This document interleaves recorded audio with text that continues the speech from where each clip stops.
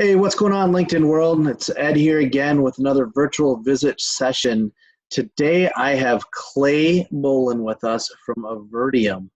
Clay, why don't you go ahead and introduce yourself and introduce Avertium to everyone? Yeah, hey Ed, I appreciate it. I think this is a pretty cool thing you're doing here, and excited to be doing this today. As you mentioned, my name's Clay Bowlin. I'm account executive with Avertium.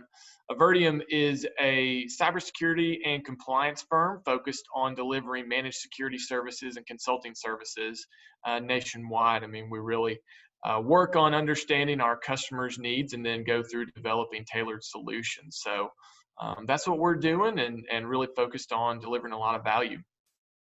Excellent, excellent. So tell us a little bit, if you can, what's some of the latest news with Avertium? What's new and hot these days in the world of cybersecurity and Avertium?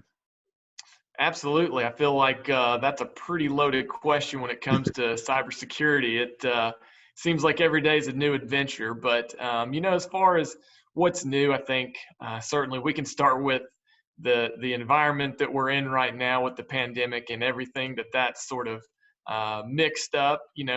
We're no different. We certainly have seen our fair share of things that have come out from this that have been beneficial, some things that have kind of put some the skids on a few things for us here and there. Overall, I mean, our business is doing well.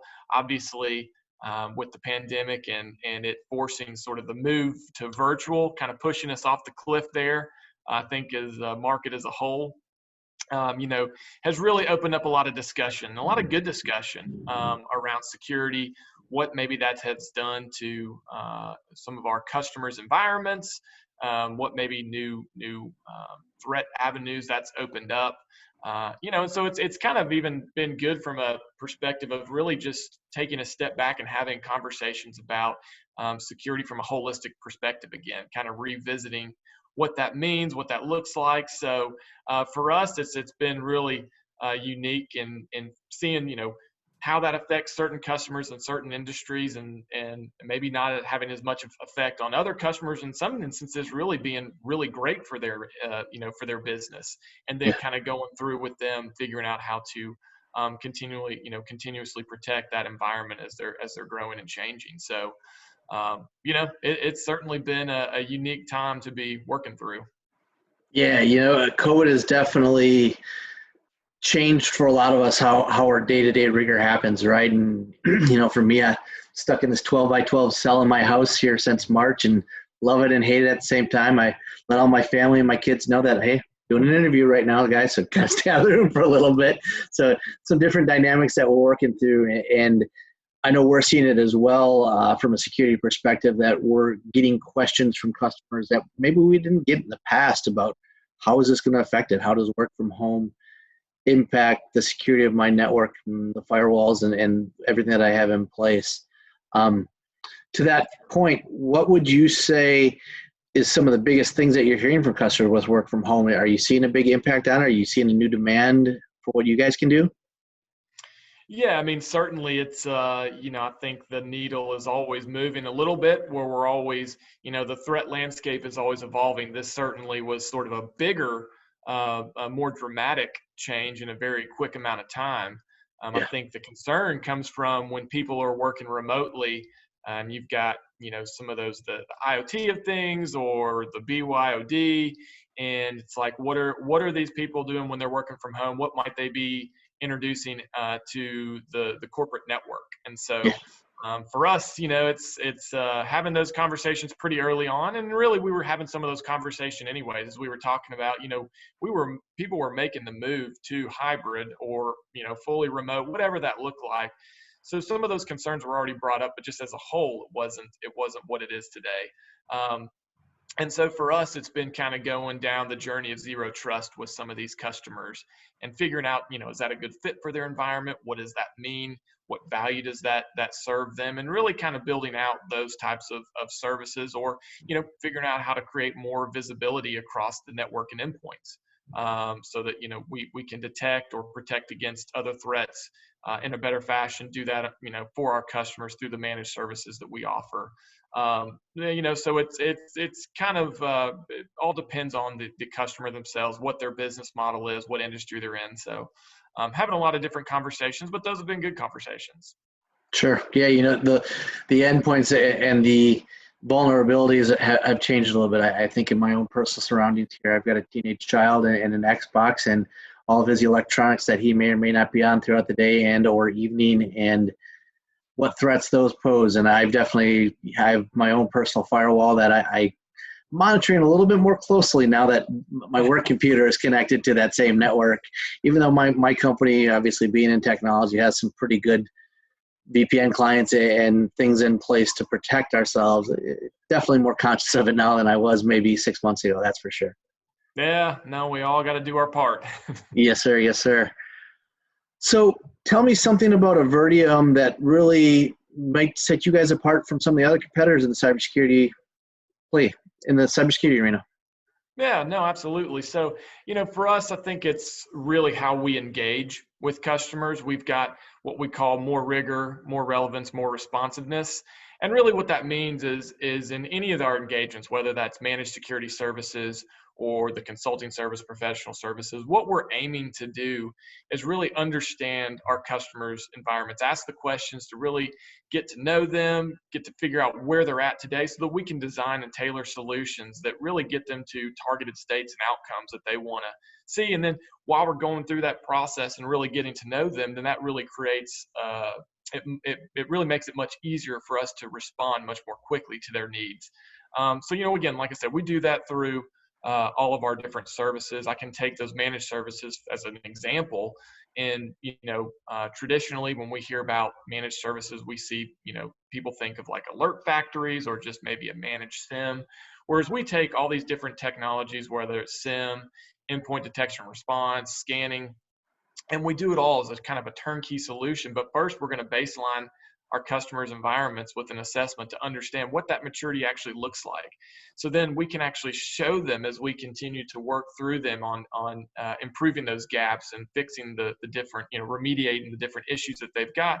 They've got visibility into how their security maturity is evolving and improving over time through working with us. So that's just, you know, kind of a quick anecdotal example of how we're trying to go above and beyond. You know, Yeah. so it's all about adding as much value as we can, but we see that, you know, having the people and the processes, not just the technology, is really a way to deliver a lot of value. Yeah, and I can attest that in working with you. I know I've seen a lot of value in the consultative approach you all take, where you know you're not just in there to talk about a specific solution. Hey, Mr. Customer, look at this, look at this. It's more of a holistic view of the business. What aspects of it are concerns for them? What are liabilities to them? What are budget constraints within those liabilities, and making sure those protections are out there and prioritizing what makes the most sense for them. So I like that approach, and it's something that I've valued in working with Avertium to this point for sure.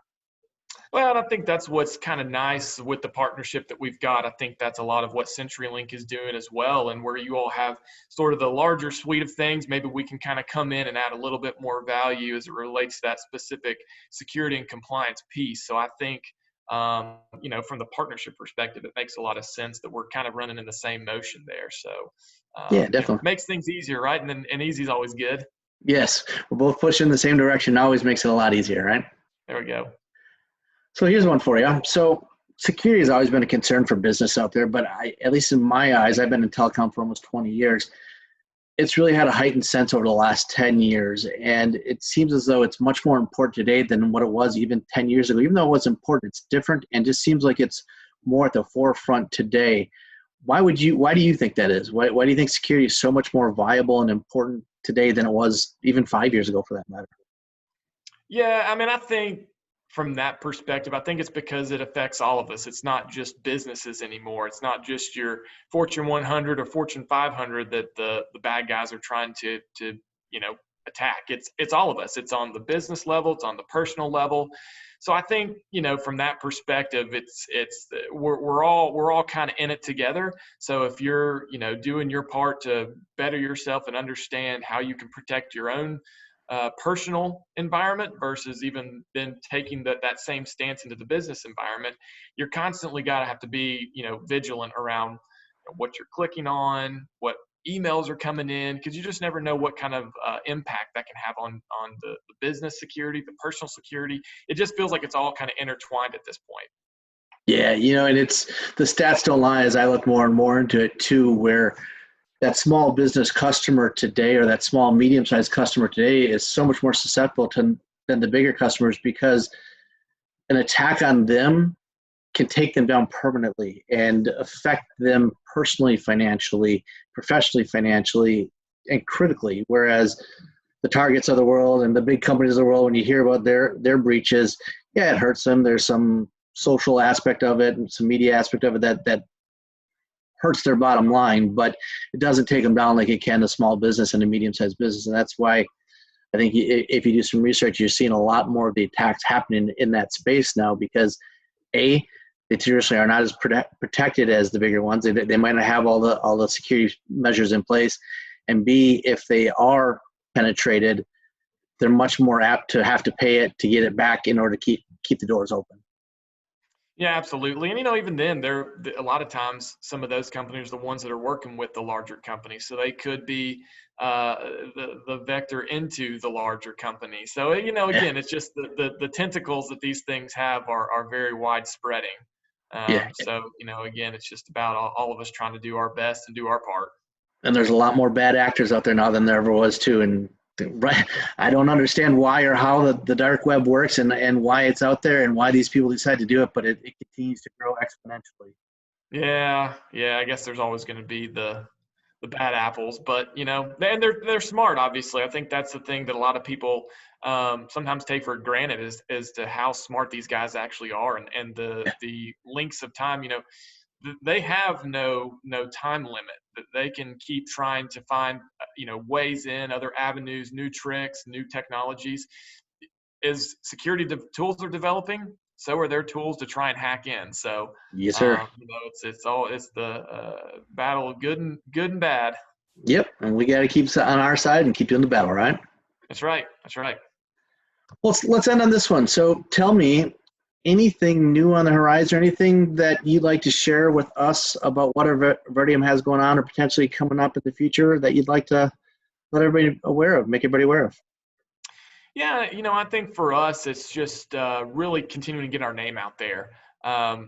Something about us I didn't really allude to earlier is that we are still somewhat of a newer name in the game, whereas we've got 22 years experience, but we are the combination of three cybersecurity companies that formed a larger company, being Avertium. And so for us, I think it's really still about getting out there, making sure people know who we are and how we really want to add value and help these organizations protect themselves and sort of the partnership approach that we take. So whether that's really not new for us, but it's still kind of our main mission to really get out there, because I think we really have a lot of value to add. And so again, working through partners like CenturyLink helps get that message out. But that's certainly something we're going to remain focused on, because the need is great. And so we want to make sure that we're out there figuring out how to help these organizations out. Right on. Well, I can, again, attest to my own personal interactions with Avertium. Not everybody may be aware of Avertium, but everybody needs to be aware of them, because in cybersecurity arena, you all do it and you do it really well. And that's why CenturyLink has decided to partner with you as our primary go-to when it comes to a lot of the cybersecurity needs. So I appreciate it for sure. Well, thank you. We appreciate that, and certainly extremely appreciative of the partnership we've got with CenturyLink. Excellent. Well, hey, with that, we're going to wrap things up. Clay, I really appreciate you taking some time today to have this conversation with me. Guys out there in LinkedIn world, if you want to know more about cybersecurity, how it's affecting your business, how Avertium can help you, and how CenturyLink can help you, in the message here that's going to be attached, you're going to have Clay's information and my information. Reach out to us. Get in contact with us. Let's get engaged in that conversation and talk about how we can help you out. We're more than happy to get in there, just start having the dialogue back and forth to understand where your needs are, where we can help you, and where you may not even be aware that you have vulnerabilities that we need to protect as well. So, Clay, I appreciate you taking the time to have the conversation with us today. Yeah, absolutely. This was awesome. I appreciate you getting it set up. All right, everybody, don't hesitate. Leave us a comment, like this post, and get in touch with us, and we'll be happy to talk further. Till next time, see you guys. See you.